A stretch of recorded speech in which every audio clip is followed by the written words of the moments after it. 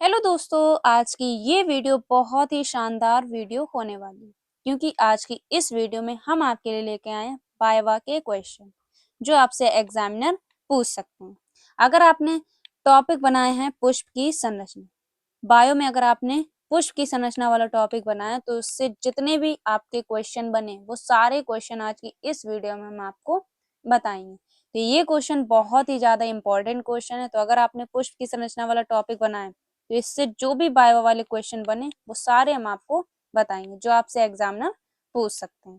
ठीक है, तो ये वीडियो बहुत ही ज्यादा इंपॉर्टेंट वीडियो, इस वीडियो से आपके 30 नंबर कंप्लीट होने वाले हैं।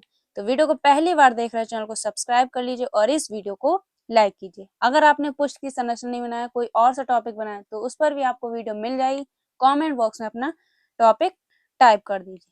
चलिए वीडियो को स्टार्ट करते हैं।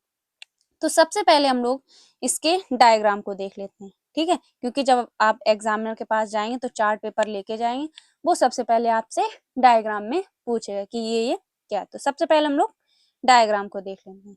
तो ये है आपका डायग्राम। ठीक है, तो इसमें सबसे पहले हम लोग समझ लेते हैं कि क्या क्या है। तो ये जो है ये है वर्तिकाग्र। ये क्या है? ये है वर्तिकाग्र। ठीक है, ये क्या है? वर्तिकाग्र। ठीक, और उसके बाद ये जो दिख रही है ये है वर्तिका। ठीक है, ये क्या है? वर्तिका है। उसके बाद ये जो पूरा है ये इसे हम लोग बोलते हैं अंडाशय। ठीक है, इसे क्या बोलते हैं? अंडाशय बोलते हैं। तो ये तीनों भाग किसके हैं? वर्तिकाग्र, वर्तिका और अंडाशय। ये तीनों भाग हैं स्त्री केसर के। किसके भाग हैं ये? स्त्री केसर के। ठीक है, तो याद रखिएगा, आपसे पूछ सकते हैं कि स्त्री केसर के कितने भाग होते हैं। तो कितने भाग होते हैं? 3 भाग होते हैं, वर्तिकाग्र, वर्तिका और अंडाशय। अब आपसे ये भी पूछ सकता है कि स्त्री केसर को क्या कहते हैं? स्त्री केसर को जायांग भी कहते हैं। ठीक है, याद रखिएगा, स्त्री केसर को जायांग भी कहते हैं। ठीक है, और ये जो पूरा भाग है ये जो पूरा भाग है इसे हम लोग मादा जनन भाग भी कहते हैं। ठीक है, याद रखिएगा, आपसे पूछ सकते हैं, आपसे डायग्राम में पूछें कि ये जो पूरा भाग दिख रहा है ये कौन सा भाग है। तो ये जो पूरा भाग है ये भाग कहलाता है मादा जनन। ठीक है, मादा जनन कहलाता है। ठीक, तो आपसे एग्जामिनर पूछ सकते हैं कि स्त्री केसर को और क्या कहते हैं। तो पुमंग कहते हैं। और ये पूरा जो भाग है ये क्या कहलाता है? मादा जननम कहलाता है। इसके कितने भाग होते हैं? 3 भाग होते हैं, वर्तिकाग्र, वर्तिका और अंडाशय। ठीक है, तो इतना आपको याद रखना है। ये इधर वाला भाग जो होता है ये होता है मादा जनन, इसे स्त्री केसर और पुंग भी कहते हैं। और इसके कितने भाग होते हैं? 3 भाग होते हैं, वर्तिकाग्र, वर्तिकाग्र, अंडाशय। ठीक है, अब आपसे इधर वाले समझते हैं। तो ये जो है, ये जो दिख रही हैं, ये कलियां दिख रही हैं। ठीक है, इसके ऊपर जो बना होता है इसे हम लोग बोलते हैं परागकोश। इसे क्या बोलते हैं? परागकोश। ये देखिए येलो येलो दिख रही है, इसे हम लोग बोलते हैं परागकोश। ठीक है, इस टाइप से डंडी होती है, उसके ऊपर ये होता है, तो इसे हम लोग बोलते हैं परागकोश। उसके बाद ये जो डंडी दिख रही है कलियां, जिसे हम लोग डंठल भी बोलते हैं या पुतंतु कहते हैं। ठीक है, क्या बोलते हैं इन्हें? पुतंतु। ठीक है, जिसे हम लोग तंतु भी कह सकते हैं, पुतंतु या तंतु कहते हैं। इंग्लिश में इसे बोलते हैं फिलामेंट। ठीक है, तो ये जो 2 चीजें होती हैं, ये डंडी जो होती है डंठल समान, इसे हम लोग बोलते हैं तंतु या पुतंतु। और ये जो ऊपर होते हैं इसे हम लोग बोलते हैं परागकोश। और ये दोनों भाग किसके होते हैं? ये दोनों भाग कहलाते हैं पुंकेसर के। ठीक है, तो आपसे पूछ सकते हैं कि पुंकेसर के कितने भाग होते हैं। तो पुंकेसर के 2 भाग होते हैं, एक होता है परागकोश, दूसरा होता है तंतु। ठीक है, अब आपसे ये भी पूछ सकते हैं कि पुंकेसर को और क्या कहते हैं। तो पुंकेसर का जो दूसरा नाम होता है उसे हम लोग बोलते हैं पुमंग। ठीक है, याद रखिएगा, पुंकेसर को पुमंग भी कहते हैं। ठीक, तो ये किसका भाग है? ये जो भाग कहलाता है ये भाग कहलाता है नर जनन अंग। ठीक है, ये क्या कहलाता है? नर जनन अंग। जो पुंकेसर है ये कौन सा भाग कहलाता है? नर जनन अंग। और ये जो कहलाता है ये कहलाता है मादा जनन अंग। ठीक है, इसके बाद ये जो होती हैं ये रंग बिरंगी जो पंखुड़ी होती है इसे हम लोग बोलते हैं दलपुंज। ठीक है, जो पंखुड़ी लिखा है ये इसे हम लोग बोलते हैं दलपुंज। ये जो रंग लाल कलर की दिख रही है ये होती है पंखुड़ी, जिसे हम लोग दलपुंज कहते हैं। ठीक है, उसके बाद ये जो हरी रंग की पत्तियां होती हैं नीचे की साइड इसे हम लोग बोलते हैं बाहरी दलपुंज। बाहरी दलपुंज। अब ये भी पूछ सकता है कि बाहरी दलपुंज का क्या काम है। तो बाहरी दलपुंज का काम है कली और आंतरिक भागों की सुरक्षा करना। ठीक है, बाहरी दलपुंज का क्या काम होता है? कली और आंतरिक भागों का सुरक्षा करना। आंतरिक भागों की ये क्या करती हैं? सुरक्षा करती हैं। आपने देखा होगा हर किसी में जो भी फूल होते हैं उसमें नीचे से हरी पत्तियां होती हैं। ठीक है, तो ये क्या होती हैं? बाहरी दलपुंज होती हैं और ये कली और आंतरिक भागों की सुरक्षा करती हैं।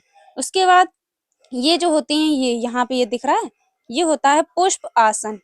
ठीक है, जिसे हम लोग पुष्प आसन कहते हैं। जो पुष्पों का आसन होता है वो क्या कहलाता है? पुष्प आसन कहलाता है। तो ये क्या होता है? पुष्प आसन। तो उसके बाद ये जो डंडी है इसे हम लोग बोलते हैं पुष्प वृंत। बस इतना ही आपसे डायग्राम में पूछ सकते हैं। अब क्या क्या आपसे डायग्राम में पूछ सकते हैं समझिए। दो तीन क्वेश्चन बनेंगे। इसमें आपसे पूछ सकते हैं कि स्त्री केसर के कितने भाग होते हैं? तो 3 भाग होते हैं। स्त्री केसर को क्या कहते हैं? जायांग कहते हैं। ठीक है, अब आपसे पूछ लेंगे कि ये जो भाग है ये भाग क्या कहलाता है? तो ये जो भाग कहलाता है मादा जनन अंग कहलाता है। ठीक है, उसके बाद इधर आपसे पूछ सकता है कि ये जो पुंकेसर परागकोश और तंतु ये किसके भाग? तो ये पुंकेसर के भाग है। और पुंकेसर को और क्या कहते हैं? पुमंग कहते हैं। और ये भाग क्या कहलाता है? ये भाग कहलाता है नर जनन। ठीक है, बस इतना ही आपसे एग्जामिनर पूछ सकते हैं। ठीक है, देखिए ज्यादा क्वेश्चन नहीं करेंगे। इससे क्वेश्चन आप 10 से 15, 20, 25 क्वेश्चन बन सकते हैं, पर आपसे एग्जामिनर सिर्फ 2 या 3 क्वेश्चन आपसे डायग्राम में पूछेगा और 1-2 अपने मौखिक क्वेश्चन पूछ सकते हैं। ठीक है, तो इतने आपको सारे क्वेश्चन तैयार कर लेने, वो पूछेंगे 1 ही 2, बस आपको क्या करना, फुल कॉन्फिडेंस से आंसर देने हैं। ठीक है, तो डायग्राम आप समझ गए होंगे। कुछ आपके जो इंपॉर्टेंट क्वेश्चन हमने लिखे उन्हें आपको नोट कर लेने और इनको तैयार कर लेने, क्योंकि इन्हीं क्वेश्चन में से आपसे एग्जामिनर क्वेश्चन करेंगे। ठीक है, तो ये क्वेश्चन सबसे ज्यादा इंपॉर्टेंट क्वेश्चन है, इन्हें तैयार कर लीजिए, क्योंकि ये आपके प्रैक्टिकल वाइवा में 30 नंबर कंप्लीट करवाएंगे। ठीक है, तो कॉपी पेन लेकर बैठ जाइए और इन सभी क्वेश्चन को नोट कर लीजिए। सबसे पहला क्वेश्चन है, पुष्प के कितने अंग होते हैं? मोस्ट इंपॉर्टेंट क्वेश्चन है, एग्जामिनर ये क्वेश्चन आपसे पूछेगा ही पूछेगा। ठीक है, तो कितने अंग होते हैं? 4 होते हैं। पहला बाह्यदलपुंज, दलपुंज, पुमंग और जायंग, 4 होते हैं और चारों के नाम आपको याद होने चाहिए। आपसे नाम भी पूछ सकते हैं, कितने अंग होते हैं, इनके नाम बताइए। तो कितने होते हैं? 4 होते हैं। बाह्यदलपुंज, दलपुंज, पुमंग, जायंग। अगर आपको याद ना रहे तो लिख लीजिए इसके आगे। ठीक है, बाह्यदलपुंज, दलपुंज, पुमंग, जायंग, साथ में बोलिए तो साथ में ही आपको याद हो जाएगा। पहला बाह्यदलपुंज, दलपुंज, पुमंग, जायंग। अब आपसे यही पूछ सकते हैं कि पुमंग और जायंग के कितने भाग होते हैं? तो पुमंग के कितने भाग होते हैं? पुमंग के होते हैं 2 भाग। ठीक है, 2 भाग होते हैं। पहला परागकोश, दूसरा तंतु। ठीक है, दो भाग होते हैं, तो याद रखिएगा पुमंग के 2 भाग होते हैं। पहला होता है परागकोश, दूसरा होता है तंतु। उसके बाद आपसे पूछ ले कि जायांग के कितने होते हैं? तो जायांग के 3 भाग होते हैं। ठीक है, 3 भाग होते हैं। पहला क्या होता है? वर्तिकाग्र। ठीक है, दूसरा वर्तिका और तीसरा अंडाशय। ठीक है, 3 भाग होते हैं। जायांग के कितने भाग होते हैं? 3 भाग। साथ में बोलिए, अंडाशय, वर्तिका, वर्तिकाग्र, अंडाशय, वर्तिका, वर्तिकाग्र। ठीक है, तो याद होने चाहिए सबके भाग आपसे, क्योंकि एग्जामिनर कहीं से भी कुछ भी क्वेश्चन पूछ सकता है। ठीक है, तो 4 भाग होते हैं, 4 भाग आपको याद हो गए होंगे, पुमंग, जायांग, बाह्यदलपुंज, दलपुंज। ठीक है, उसके बाद दूसरा क्वेश्चन है कि पुष्प में कुल कितने चक्र होते हैं? तो 4 होते हैं। जो अभी हमने आपको बताया, चक्र पूछ ले या अंग पूछ ले, बात एक ही। ठीक है, तो हमने ये क्वेश्चन आपसे लिख दिया जिससे कि आप कंफ्यूज ना हो कि कितने चक्र होते हैं। तो 4 होते हैं। कौन कौन से होते हैं? बाह्यदलपुंज, दलपुंज, पुमंग, जायांग। ठीक है, यही है सेम क्वेश्चन। इसके बाद तीसरा क्वेश्चन है कि पुष्प में कौन सा जनन अंग होता है? तो ये क्वेश्चन आपका इंपॉर्टेंट है। ये क्वेश्चन 100% एग्जामिनर आपसे पूछेगा ही पूछेगा। ये क्वेश्चन आपका इंपॉर्टेंट है। पुष्प में कौन सा जनन अंग होता है? तो कौन सा जनन अंग होता है? लैंगिक जनन। ठीक है, याद रखिएगा, लैंगिक जनन अंग होता है। इसके बाद है क्वेश्चन नंबर 4, पुष्प का अध्ययन क्या कहलाता है? पुष्प का अध्ययन क्या कहलाता है? एंथोलॉजी। ठीक है, पुष्प का अध्ययन क्या कहलाता है? एंथोलॉजी।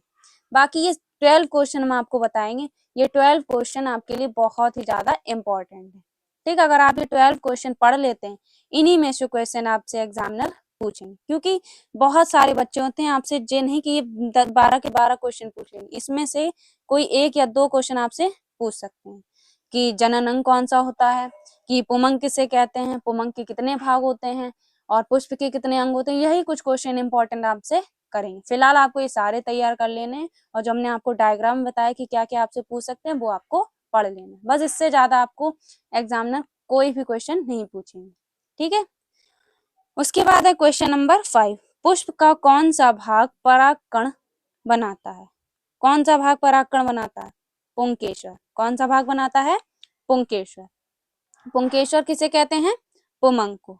ठीक है, इसके भाग कितने होते हैं? 2, तंतु और परागकोश। ठीक है, और ये क्या करता है? ये परागकण बनाता है। जो पुंकेसर है वो क्या बनाता है? परागकण बनाता है। ठीक है, उसके बाद है क्वेश्चन नंबर 6। निषेचन के बाद अंडाशय कितने भाग में बढ़ जाता है? तो कितने भाग में बढ़ जाता है? 2 भाग में, फल में और बीजांड में। ठीक है, 2 भाग में अंडाशय क्या हो जाता है? बढ़ जाता है, फल में और बीजांड में। उसके बाद है क्वेश्चन नंबर 7। पुमंग किसे कहते हैं? पुंकेसर। ये तो आपको दिमाग में फंस गया होगा कि पुमंग किसे कहते हैं? जायांग, सॉरी पुंकेसर को। और जायांग किसे कहते हैं? स्त्री केसर को। अब आप ये भी याद रखना चाहिए कि पुमंग होता है नरजनन भाग और जो स्त्री केसर होता है वो होता है मादा जनन भाग, या जायांग जो होता है वो मादा जनन भाग होता है। ठीक है, तो ये भी आपको याद रखना है कि पुंकेसर कौन सा भाग होता है और स्त्री केसर कौन सा भाग होता है। ठीक है, इसके बाद है क्वेश्चन नंबर 9। बाहरी चक्र कौन सा होता है? तो बाहरी चक्र कौन सा होता है? एक बार डायग्राम में देख लेते हैं। बाहरी चक्र कौन सा है? तो बाहरी चक्र होता है बाहरी दलपुंज। ये जो हरी पत्ती दिख रही है ये क्या है? बाहरी चक्र। इसे हम लोग क्या बोलते हैं? बाहरी दलपुंज या बाह्यदलपुंज। ठीक है, और इसका काम क्या होता है? इसका काम होता है कली और आंतरिक भागों की सुरक्षा करना। ठीक है, और ये कैसे कलर का होता है?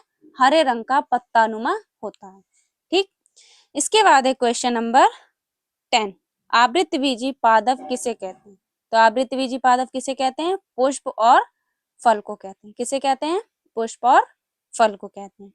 इसके बाद है क्वेश्चन नंबर 11। आवृतबीजी का अर्थ है? तो आवृतबीजी का जो अर्थ है वो फल में आवृतबीजी वाले पौधे, जो फल होते हैं वो आवृतबीजी वाले पौधे होते हैं, वही आवृतबीजी कहलाते हैं। ठीक है, इसके बाद है क्वेश्चन नंबर 12 और लास्ट क्वेश्चन। आवृतबीजी पौधों में कुल कितनी अवस्थाएं पाई जाती हैं? तो 2 अवस्थाएं पाई जाती हैं। कौन कौन सी? बीजाणुद्भिद, युग्मकोद्भिद। ठीक है, अब ये युग्मक क्या होता है? युग्मक जो होता है वो नर और मादा जनन का भाग होता है, जायगोट जिसे हम लोग बोलते हैं। ठीक है, और ये कैसे होते हैं? ये कम विकसित होते हैं। और ये क्या होते हैं? कम विकसित होते हैं। और ये बहुत होती है छोटी अवस्था। ठीक है, जो युग्मकोद्भिद होती है वो छोटी अवस्था होती है। ठीक है, और जो बीजाणुद्भिद होती है अत्यधिक विकसित होती है और कैसी होती है? द्विगुणित होती है। ठीक है, जो आवृतबीजी पौधे हैं तो कितनी अवस्था होती है? 2 अवस्था होती है। याद रखिएगा, 2 अवस्थाएं पाई जाती हैं, बीजाणुद्भिद और युग्मकोद्भिद।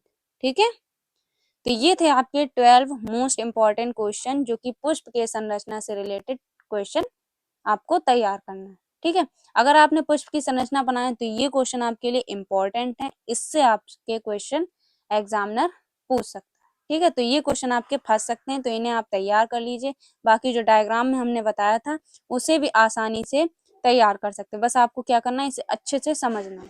ठीक है, तो ये क्वेश्चन आप नोट कर लीजिए। 12 क्वेश्चन है, बहुत ही इजिली आप याद कर पाएंगे। ठीक है, तो इस बात की गारंटी, अगर आपने अच्छे से कॉन्फिडेंस होकर जवाब दिया तो आपको 30 नंबर 100% फुल मिलेंगे। ठीक है, तो ये वीडियो कैसी लगी एक बार कमेंट बॉक्स में बताइए। बाकी अगर आपका जो भी टॉपिक है, अगर आपने कोई और टॉपिक बनाया तो वो टॉपिक आप कमेंट बॉक्स में टाइप कर दीजिए, उस पर आपको वीडियो मिल जाएगी। डीएनए की संरचना वाला हमने इंपॉर्टेंट बायो की क्वेश्चन की वीडियो बना दी है, जाकर देख लीजिए, लिंक डिस्क्रिप्शन बॉक्स में आपको मिल जाएगी। तो मिलते हैं आपसे एक और नेक्स्ट वीडियो में, तब तक के लिए जय हिंद, जय भारत।